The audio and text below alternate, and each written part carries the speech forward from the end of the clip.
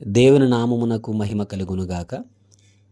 ప్రభునందు ప్రియమైన దేవుని బిడ్డలారా, అందరికీ ప్రభువైన యేసుక్రీస్తు నామంలో శుభవందనాలు. చిన్న ప్రార్థన చేద్దాం. పరిశుద్ధుడా, జీవము గల దేవ, మహిమోన్నత తండ్రి, మీకు వందనాలు ప్రభువా. గడిచిన దినమంతా కూడా మీ కృపలో మమ్మల్ని భద్రపరిచి మరి ఒక రోజు అనుగ్రహించారు. మీకు స్తోత్రాలు. ఈ సమయంలో వాక్యం ధ్యానిస్తుండగా మాతో మీరు మాట్లాడి బలపరచమని యేసుక్రీస్తు వారి నామం నీ ప్రార్థన అడిగి వేడుకుంటున్నాం తండ్రి. ఆమేన్. 91వ కీర్తన 14వ వచనము ధ్యానించుకుందాం. అతడు నన్ను ప్రేమించుచున్నాడు గనుక నేను అతని తప్పించెదను. ఈ వాక్య భాగంలో ప్రియులారా, ఇదే కీర్తనలో మనం చూస్తే మొదటి వచనం చూస్తే, మహోన్నతుని చోటను నివసించేవాడే సర్వశక్తిని నీడను విశ్రమించువాడు. ఈ కీర్తనలో చాలా వాగ్దానాలు, అంతేకాదు చాలా ఆదరణతో కూడిన మాటలు, ధైర్యపరిచే మాటలు ఎక్కువగా ఉంటాయి ఈ కీర్తనలో.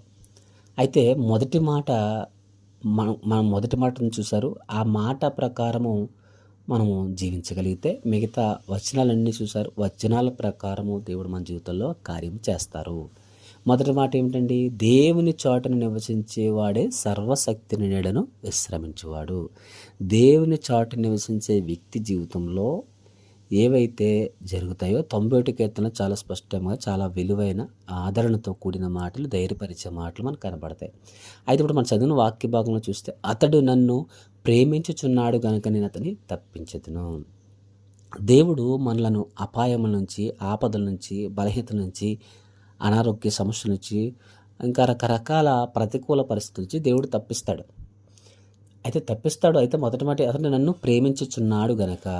దేవుణ్ణి ప్రేమించే వ్యక్తులుగా మనం ఉండగలిగితే ప్రియులారా, దేవునికి ఇష్టలుగా మనం జీవించగలిగితే, అంటే ఇదే అధ్యాయము మొదటి మాట చూస్తే, దేవుని చాటు నివసించే వ్యక్తులు అంటే దేవుని చాటు నివసించడం అంటే దేవునికి అందుబాటులో, దేవునికి అంగీకారముగాను, దేవుని నామానికి మహిమార్థముగాను మనము జీవించినప్పుడు ప్రియులారా, దేవుడు ఇక్కడ తర్వాత మాటలు చూస్తే దేవుడు తప్పిస్తాడంట. దేవుని ప్రేమించట ఏమిటి అని మనం జాగ్రత్తగా గమనిస్తే, యోహాను రాసిన మొదటి పత్రిక 5వ అధ్యాయంలో మనం చూస్తాం. దేవుని ప్రేమించుట ఏమిటనగా ఆయన ఆజ్ఞలను అనుసరించి నడుచుకోవడమే దేవుని ప్రేమించుట అని అక్కడ 5వ అధ్యాయం మనం చూస్తాం ప్రియులారా. కనుక దేవుడు మనలను తప్పించాలి. ఆపదల నుంచి, బలహీనతల నుంచి, అనారోగ్య సమస్యల నుంచి, బాధల నుంచి, అవమానాల నుంచి, లేదా ప్రతికూల పరిస్థితుల నుంచి దేవుడు నిన్ను తప్పిస్తానని వాగ్దానం చేస్తున్నాడు. దేవుడు వాగ్దానం చేసిన దేవుడు నమ్మదగిన వాడు ప్రియులారా.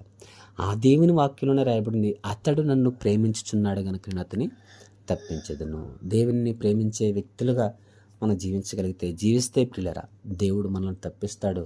ఈరోజు ఎటువంటి బంధకాల్లో, ఎటువంటి బలహీనతల్లో, ఎటువంటి సమస్యల్లో, ఎటువంటి ఏదైనా కానివ్వండి, ఆ వాటి నుంచి దేవుడు నిన్ను తప్పించగల సమర్థుడైన కనుక మనము ఆయన్ని ప్రేమించే వ్యక్తులుగా, ఆయన ఆజ్ఞను అనుసరించే వ్యక్తులుగా, ఆయనకి ఇష్టలుగా, ఆయన చాటున నివసించే వ్యక్తులుగా మనం ఉండాలని దేవుని లేఖనము సెలవిస్తుంది ప్రియులారా. చిన్న ప్రార్థన చేద్దాం. మహాపరిశుద్ధుడు, మహోన్నతుడు, మహాగణుడువైన పరలోకమందున్న మా తండ్రి, మీ ఘనమైన నామమునకు, శ్రేష్టమైన నామమునకు లెక్కింపలేని స్థితులు స్తోత్రము చెల్లించుకుంటున్నాం ప్రభువా. మిమ్మల్ని ప్రేమించే బిడ్డలను ప్రభువా తప్పిస్తామని సెలవిచ్చారు. అతడు నన్ను ప్రేమించినాడు కనుక నేను తప్పించదని వాక్యం సెలవిస్తుంది. అవును తండ్రి, తప్పించే దేవుడిగా, బలహీనతను విడిపించే దేవుడిగా మీరు మాకున్నందుకు స్తోత్రాలు చెల్లించుకుంటున్నాం తండ్రి. ఎందరైతే బలహీనతతో బాధపడుతున్నారో నేను వారిని బలపరచండి. ఎందరైతే అనారోగ్యాలతో బాధపడుతున్న స్వస్థపరచండి.